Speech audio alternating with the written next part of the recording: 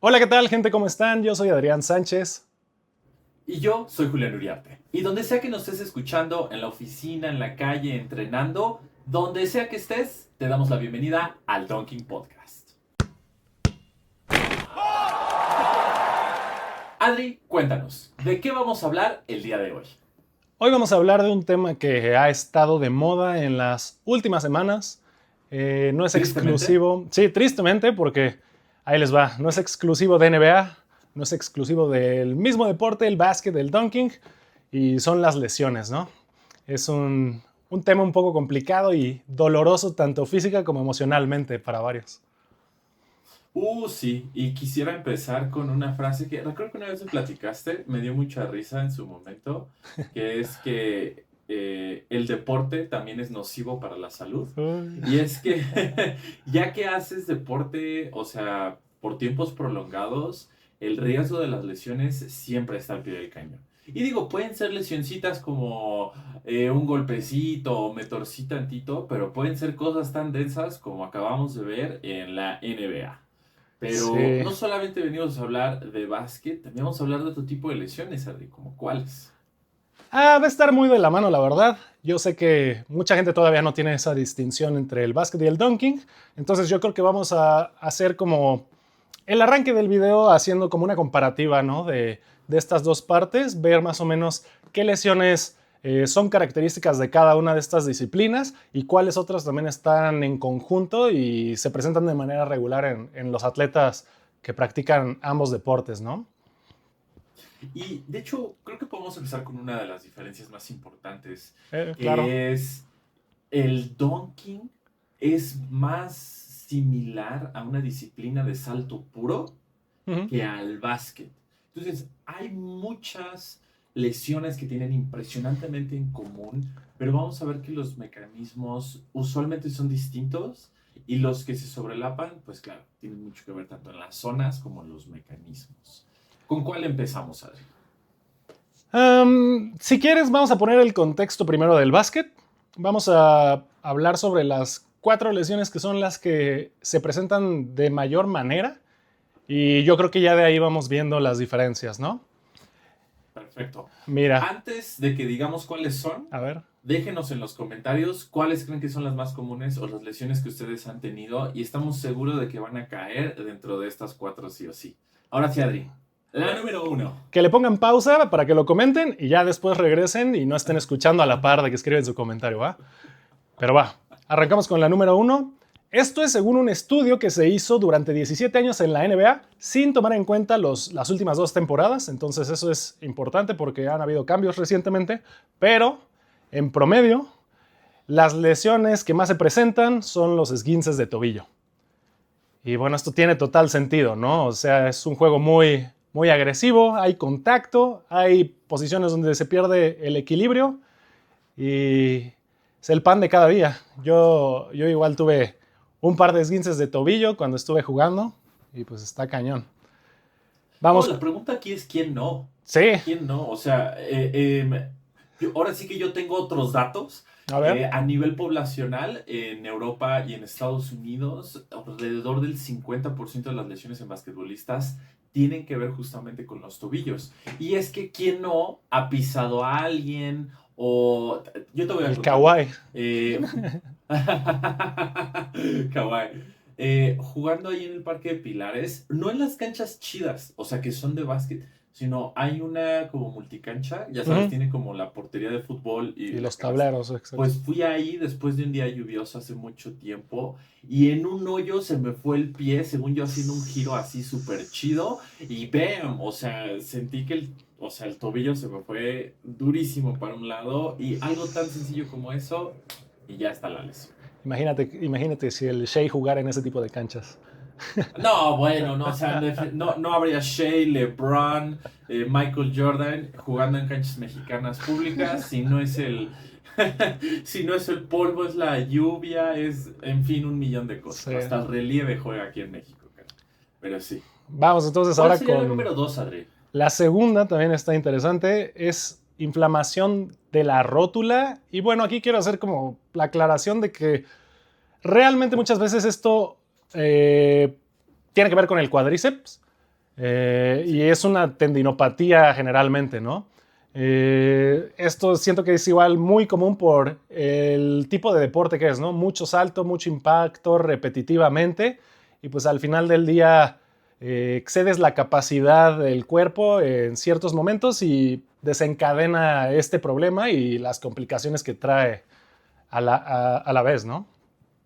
Sí, y quisiera destacar un punto importantísimo en esto. O sea, hablamos y lanzamos mucho esos términos de desgaste y de impacto, pero obviamente fuera del contexto de la NBA, entre aquí los mortales que vamos a echar la reta, la verdad es que la debilidad muscular tiene mucho que ver. O sea, muchas veces nos creemos Kyrie, queremos acelerar como tal, pero no hemos entrenado, no hemos hecho un día de pierna en semanas, ¿no? Y muchas de estas tendinopatías tienen que ver con un inadecuado o insuficiente entrenamiento del cuádriceps. Deja tú ahorita, yo creo que esta podría ser igual una gran diferencia con el dunking. Yo siento honestamente que para las personas que jugamos básquetbol, que no somos NBA o que no nos pagan por jugar básquetbol, tiene mucho que ver con debilidad y entrenamiento insuficiente. Mientras que en el dunking tiene que ver con el contrario, tiene que ver con sobreuso y con un desgaste excesivo. Pero ya abordaremos esto un poquito más adelante. ¿Cuál es la número 3, Adri? La número 3 son distensiones lumbares. Y creo que esto es similar a la parte del tobillo, donde por la manera de la que se juega el juego, hay posiciones en las que se carga el cuerpo de maneras en las que uno no esperaría y no siempre te puedes preparar para ello. Esa es mi forma de verlo. No sé si tú tengas a lo mejor otra visión, Súper. ¿no? Al respecto. Sí, dos cosas clave, Ok. ¿no? En el tema de los tobillos y más o menos con algunas rodillas. O sea, los Ujú. impactos o que pises a alguien o que alguien te caiga encima. O sea, no importa qué hagas en el gimnasio, no hay forma en realidad de prevenir o de mitigar ciertos tipos de daño, ¿no? Y en el caso de las lumbares, eso sí me llama mucho la atención, porque tú sobre todo como centro, como poste, cuando tienes un poste más bajo o alguien más te marca, ¿cómo no te están metiendo el codo a cada rato y te están pegue y pegue, Sí, ¿no? Eso también siento. Eso no tiene nada que ver con tu nivel de condición física, es súper molesto y después de un rato también puede ser completamente doloroso. sí, también justo esos choques y todo al momento de saltar son yo creo que lo que en muchos casos desencadenan también este tipo de lesiones. Y la Cer- número 4, Cerramos la lista con distensiones isquiotibiales. Y bueno, es el deporte ráfaga. Siento que va muy claro, viene muy clara la causa, ¿no? De este tipo de lesiones. Igual que en el fútbol con sprints, siento que sí. están a la orden del día también.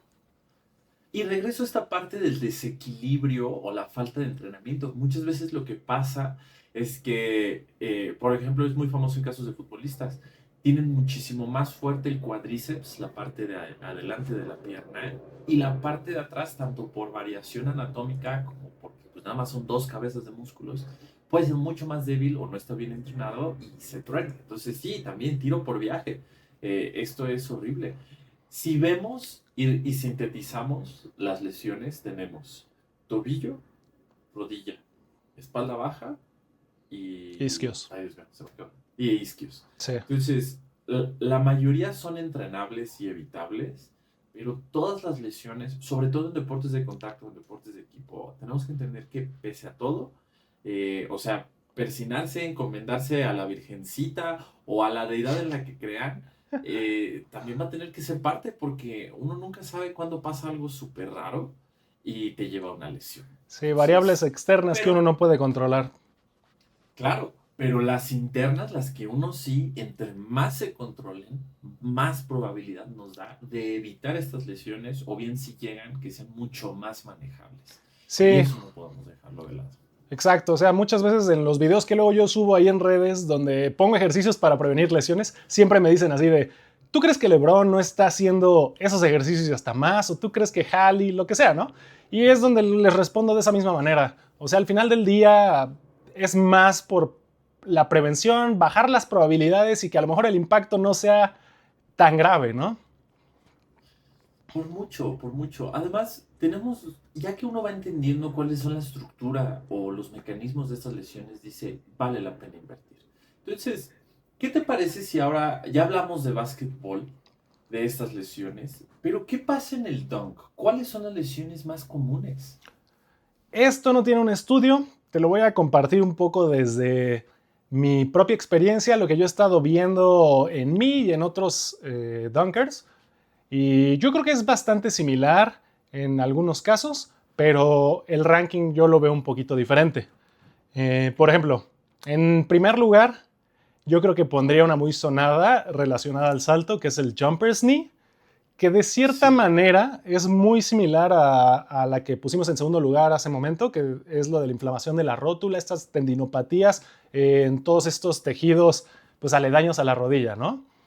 Sí, Eh, que para los que saben un poquito más de esto, estamos hablando desde bursas, acumulación de líquido sinovial, pero si no, muchas veces hay este término paraguas, o sea, que abarca muchas cosas, que es sí, tendinopatía rotuliana, la exacto. famosa rodilla del saltador.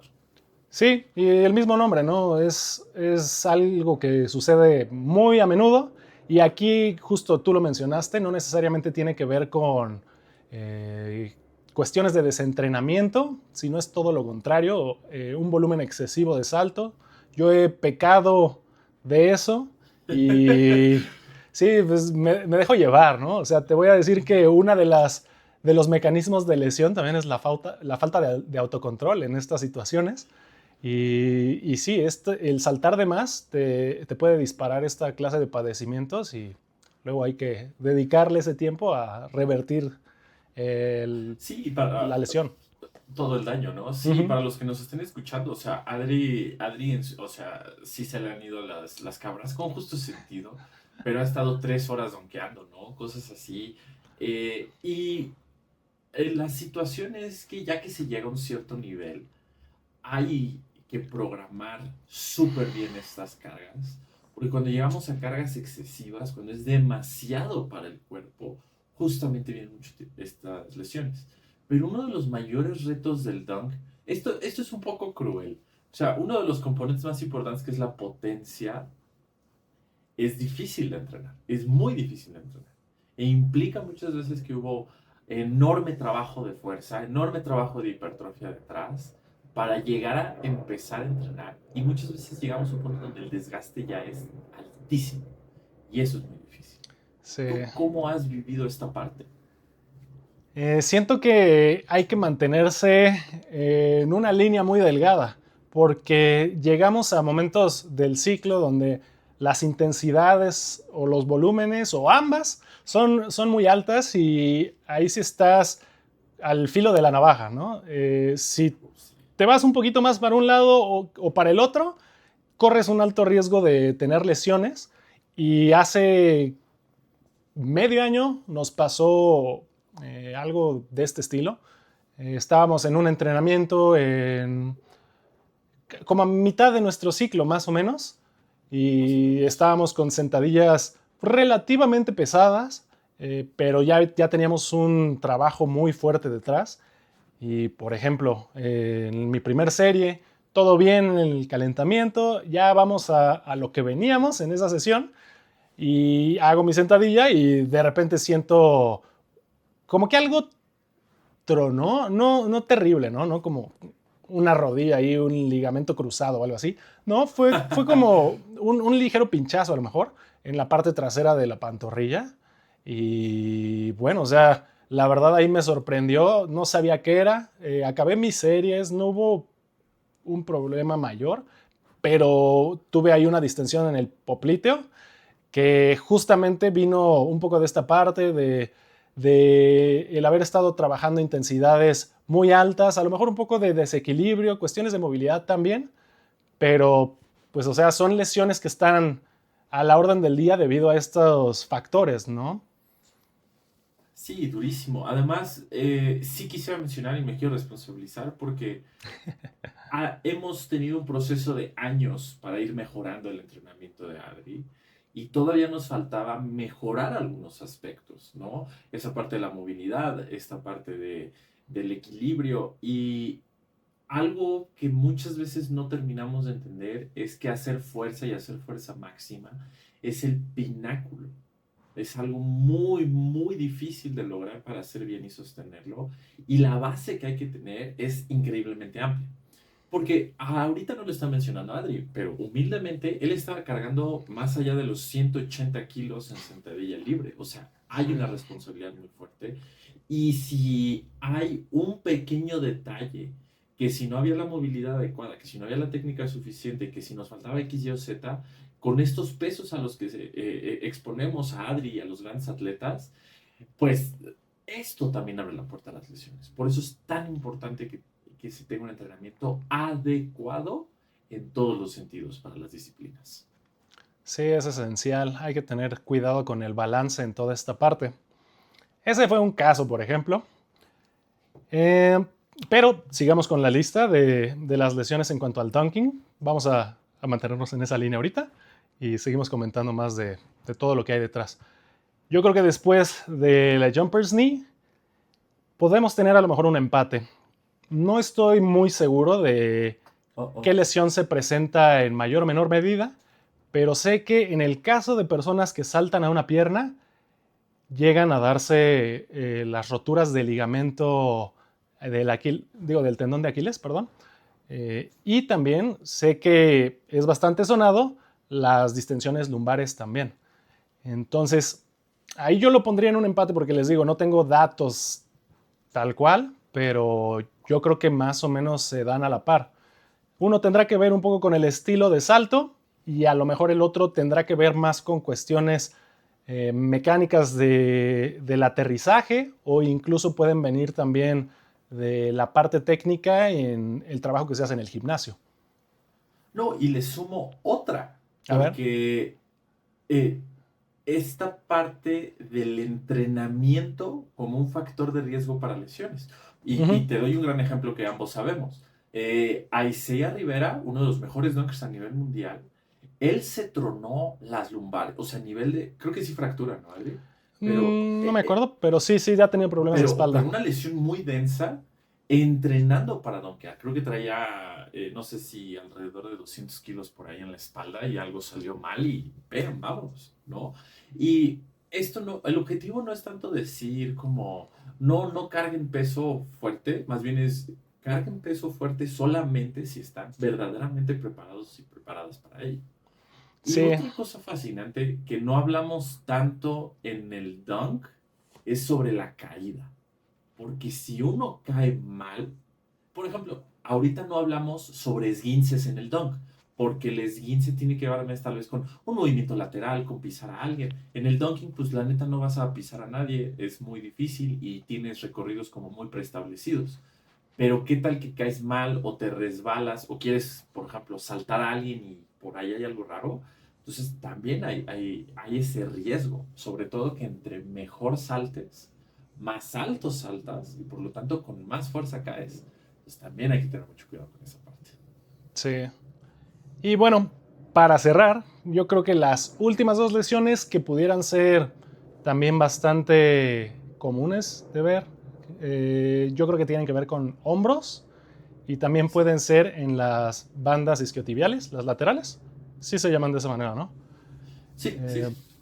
Sí, creo que sí cambia un poco del dunking al básquet, pero son estos los casos que yo he estado viendo regularmente y de los que he escuchado a otros dunkers que se quejan.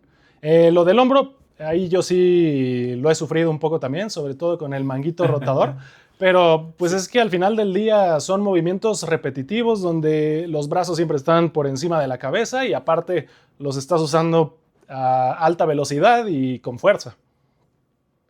Yo le quiero agregar una lesión más al A ver. dunk, que sí te vi hacerlo, pero como ya eres más pro, no se nota tanto. Pero como es muy pequeña, tal vez no la abordaste. Cortadas o lesiones en los dedos. Ah, bueno. Porque está el aro, ¿no? Y al inicio, sobre todo cuando le estás agarrando la onda y traes mucha fuerza, te pegas, te raspas. Y digo, oficialmente también cuentan como lesiones dentro del dunking. Son de las más light, son de las más manejables.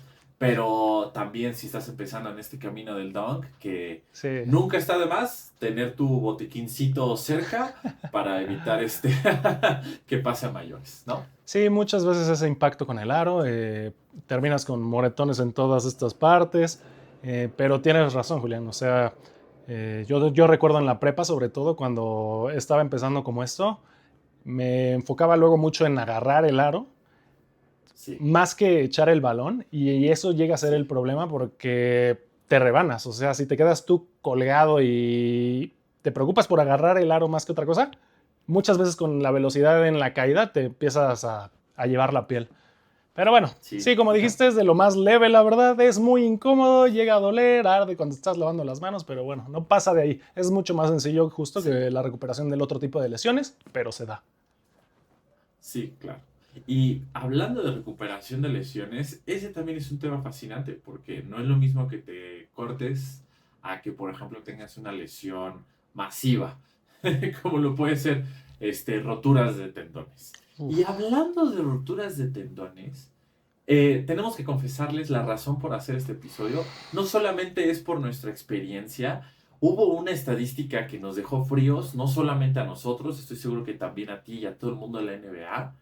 ¿Qué onda, Adri, con las roturas de tendón de Aquiles en la NBA? La Historia. verdad, no tengo idea. Nada, no es cierto. Está muy cañón, es un tema muy interesante y últimamente con todo esto que se presentó en los playoffs, ¿no? O sea, ves a Damian Lillard, ves a Jason Tatum y en el último juego, el juego así, la cereza del pastel, Tyrese Haliburton se nos cae en el primer cuarto. Eh, yo creo que sí te cuestionas, ¿no? ¿Qué está pasando? Es un tema muy interesante y yo creo que hay muchos factores que tienen que ver. No le puedes adjudicar este tipo de lesiones a una sola cosa en particular, ¿no? Tienen muchas causas y no sé, Julián, puedes a lo mejor lanzarte tú con tu opinión al respecto de esto. Mira, lo dices muy bien, son muchas cosas. Inmediatamente todo el mundo puso el grito en el aire y dijeron, ah, otra evidencia más de que la temporada de la NBA es demasiado larga. Sí. Y sí, o sea, definitivamente sí considero que es larga. Empezamos a hablar de playoffs en abril y tuvimos campeón hasta junio. O sea, tienes 2 meses del básquetbol más intenso, más demandante, que además ya estuviste jugando básquetbol de alto nivel por los últimos 5 meses.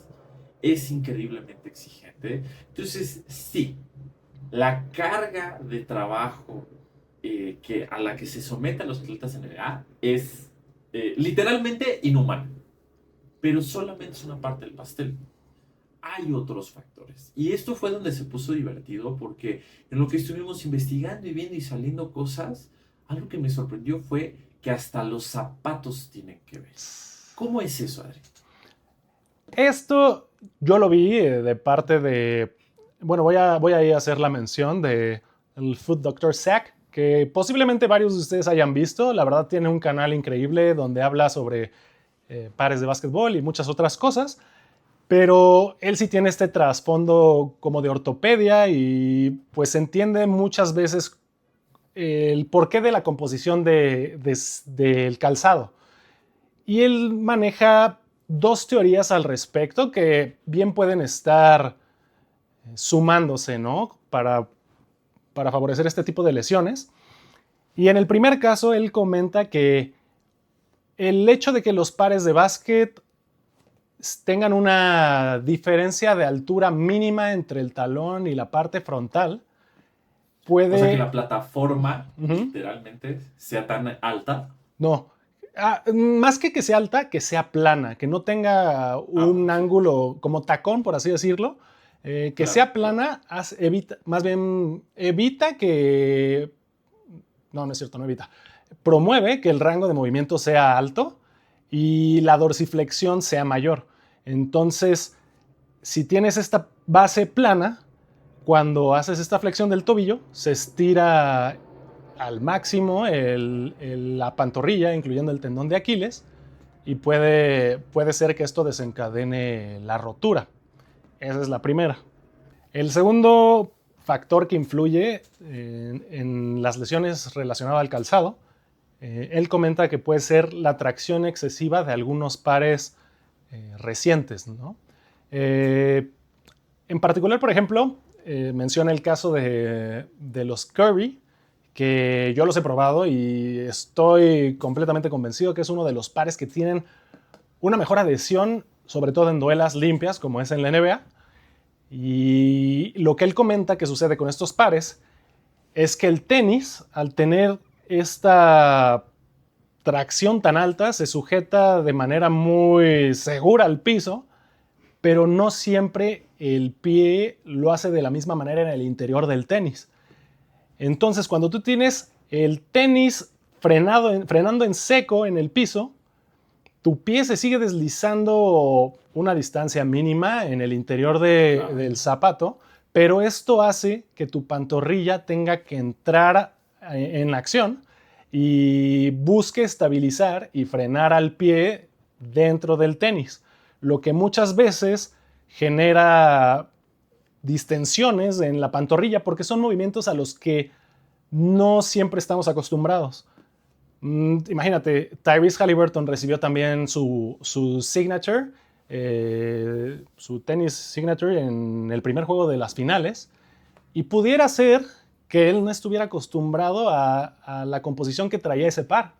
No lo sé, es una suposición, pero aquí, como lo menciona con la tracción, esto podría haber agravado los problemas. Bueno, no me acuerdo si lo de su pantorrilla ya había salido antes de las finales, pero podría haber sido esto lo que lo desencadenara o agravado en dado caso. Pero bueno, son dos escenarios que él plantea, no es tampoco como que diga esta es la verdad absoluta.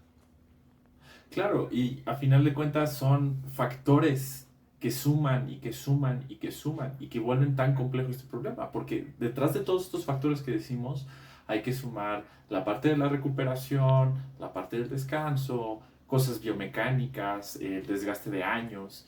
Eh, entonces, lo cierto es que nunca vamos a saber a ciencia cierta qué lo causó en cada uno de los casos. Muchas veces tenemos alertas, pero también podemos diferenciar entre dos situaciones muy claras que estuvieron llevando a estas situaciones. Primero fue una inadecuada rehabilitación o readaptación al deporte. Y tenemos los casos bien claros, tanto de Haliburton, que digo, ya todo el mundo sabía que tenía esta lesión de la pantorrilla y pues estaba jugando el todo por el todo. Pero también tenemos el ejemplo de Damian Lillard, que se apresuró de esta lesión, no hubo un recondicionamiento y ¿qué pasó? Su cuerpo no estaba listo para la demanda o para las exigencias y eso también le costó carísimo. Sí, y luego también está otra parte que yo siento que es muy importante al analizar este tipo de lesiones. Hay mucha gente que se está enfocando en el tipo de acción con la que se estaban disparando estas lesiones. Claro. Y la clave aquí está que también el juego en la NBA ha ido evolucionando. Esto lo ves desde las estadísticas hasta el estilo de juego. Tienes las estadísticas en cuanto a las lesiones de Aquiles que se habían presentado en la liga hasta hace menos de 2 temporadas y todas promediaban menos de 2 lesiones, menos de 2 roturas durante la temporada entera.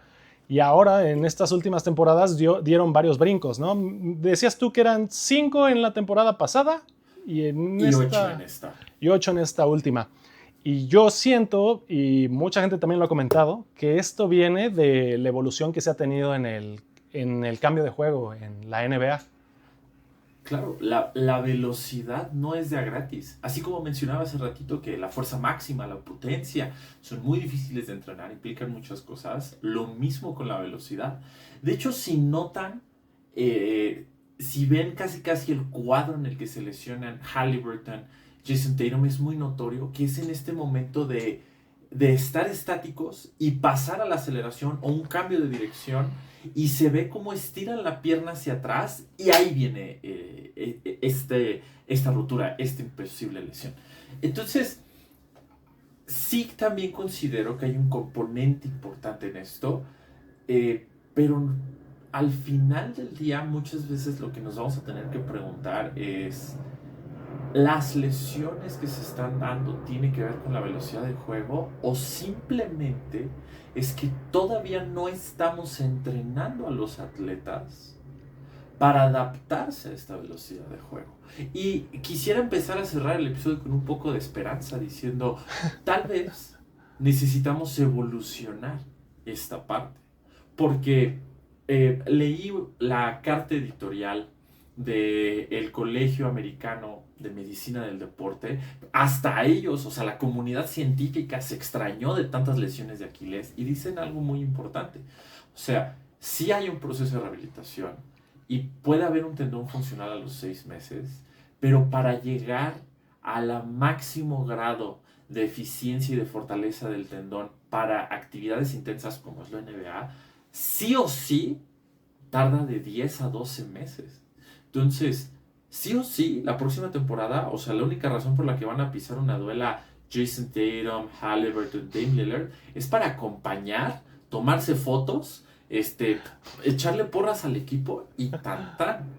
Y aquí es en donde la NBA y muchas otras ligas van a tener que preguntarse qué vamos a hacer para evitar esto. O sea, Adri, imagínate que dijera que cada año 4 estrellas o 3 estrellas de la liga van a tener que perderse el año siguiente por lesión. O sea, ¿con qué nos vamos a quedar?